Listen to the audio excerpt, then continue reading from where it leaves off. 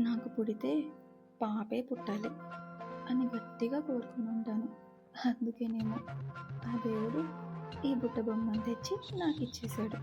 తనే మా చిట్టి తల్లి యోష్ణ విదేహ. తన చిట్టి చిట్టి అడుగులతో మా ఇంట్లో ఒక కొత్త సంగీతం మొదలైంది.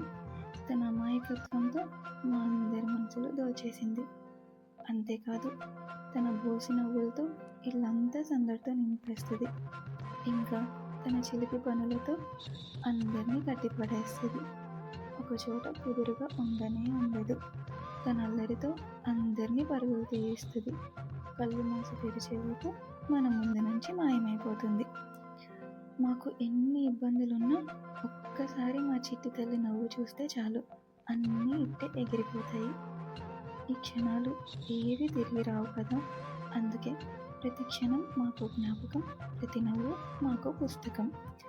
ఇక నుంచి ఈ ఛానల్ ద్వారా మా పాపతో గడిపే ప్రతి మధుర క్షణాన్ని మీతో పంచుకుంటాం.